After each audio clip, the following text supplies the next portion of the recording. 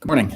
So I'm doing a lot of thinking lately connected to Christmas and the time of year that we find Christmas. And it's really interesting to me that we celebrate Christmas in the middle of winter. And it seems, at least for some really specific things, it seems to me the sort of perfect theological statement about both what Christmas is and this period, this season of the year that we walk through in winter. So typically when we think of winter, we think about how cold it is, and we think about the fact that the trees are bare and everything seems to have died, or it's gone to sleep in some sense. It's hibernating, it's waiting for the warmth and the injection of new life come springtime. And for me, how fitting a setting is that for the arrival of Christ, for the birth of the Savior of the world. How fitting a setting is it that in the midst of what looks to be dead and bare and sparse and hibernating creation, that the life and the light of the world makes his arrival in a very understated and a very surprising and a very, like, really, that's how the God of the world decided to show up way in the birth narrative and in the manger of the Christmas story. And so what we tend to think of Christmas in terms of gifts and in terms of generosity and in terms of the gift that is Christ. And that's fantastic and it's wonderful and it's absolutely necessary. But I also think that I'm starting to really appreciate the fact that Christmas takes place now in winter, when the world around us looks bare, and we're sort of all hunkering down and staying warm. I know I'm freezing all the time. I'm so cold all the time in winter. And so I'm bundled up and I'm trying to stay warm. And my adventures outside are typically relatively limited. Nowadays they involve some runs, and I'm just amazed at the statement I think that God is making. In the middle of a season where we are doing everything we can to preserve the warmth that we have to stay indoors and fill in the blank. This is the season in which we celebrate the arrival of the one who brings us the glory of new life. And that, I think, is a really powerful and a really revelatory thing.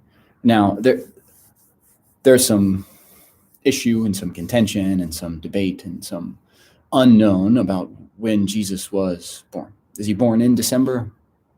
Was he born in the summer? Was he born in the fall? There's a lot of, he wasn't really born on Christmas Day and fill in the blank.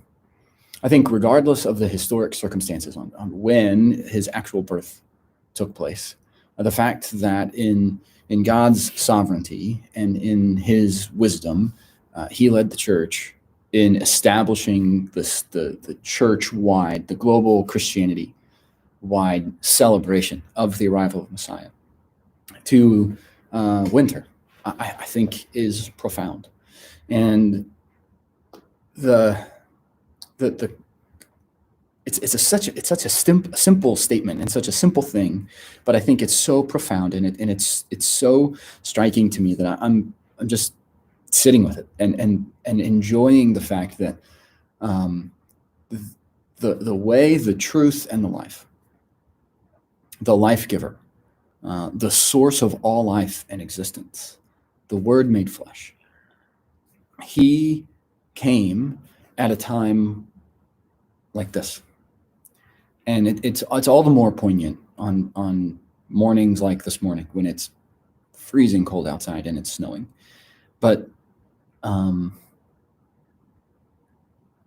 how true is it for our lives that in our moments of sort of dark nights of the soul, or our moments of feeling like we're walking through the winter season, where we feel like something in us is hibernating, and we feel bare, like the fruit and the leaves and the flowers and the whatever have fallen off of our lives, and we're struggling, and we're sort of hunkering down and just trying to survive it until the next phase of new life and new flourishing and new whatever can start. That this is the time frame that we pause and we celebrate the arrival of the one who provides us with the substance of what life is in its truest and purest and grandest forms. And so my encouragement and my thinking this Christmas season is aimed at this. What in me needs new life?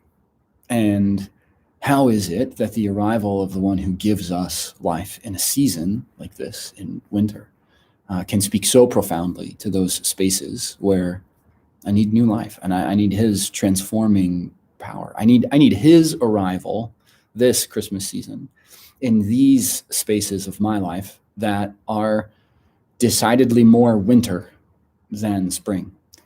And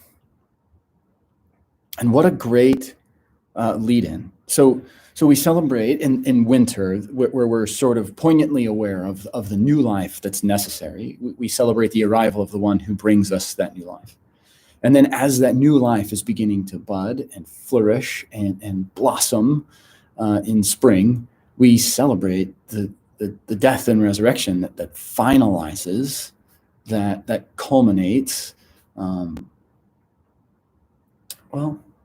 It's the piece that starts the culmination, I think, of our redemptive story, that we see his arrival when we see most clearly that life needs a new infusion, and we see his death and resurrection, this gateway into our new redemptive, fulfilled life with him, in that moment where we see life beginning to flourish again and showing itself again. How perfect are those two things? And the crucifixion is set at Passover. It's when it takes place in the Gospels, and Passover was fixed in the Exodus story, and that's March and April. That's springtime, and so that's been consistent from the very beginning. It's just, I think, so incredible how God has led the calendar to operate the way that it does. And when we see most clearly the need for life, we celebrate the arrival of the lifegiver.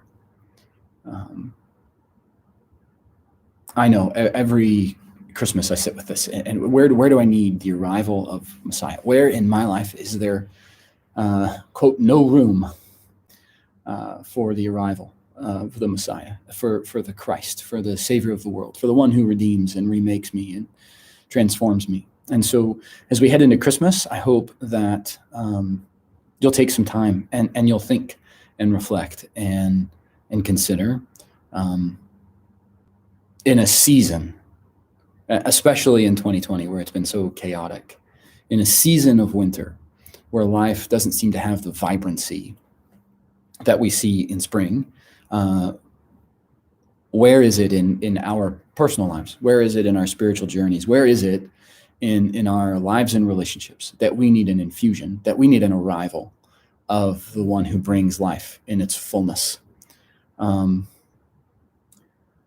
The gospel stories in Luke and in Matthew that tell us of the birth of Christ also tell us very clearly that there was no room for him, and for Mary and for Joseph. And I think it's a really poignant statement that it wasn't, everybody was full up because of the census and there were no vacancies. There was no room for them. It may very well be that places were totally packed and absolutely full, and there wasn't any place for them to go because there just wasn't space. It may also be the fact that they knew something didn't seem quite right about this Mary and Joseph and the storyline and the timeline, and they didn't make room for them.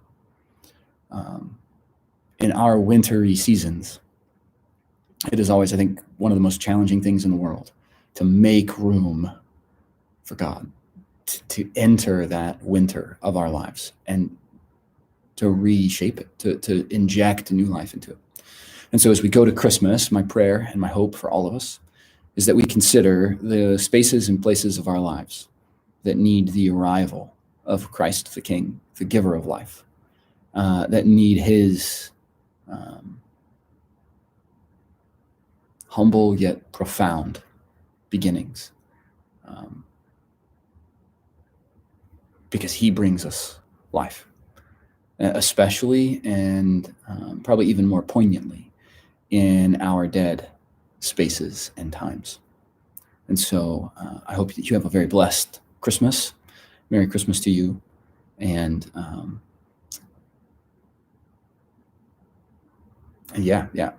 sorry, I lost my train of thought. And we'll see you in formats like this or in person or whatever the case may be in the new year. God bless.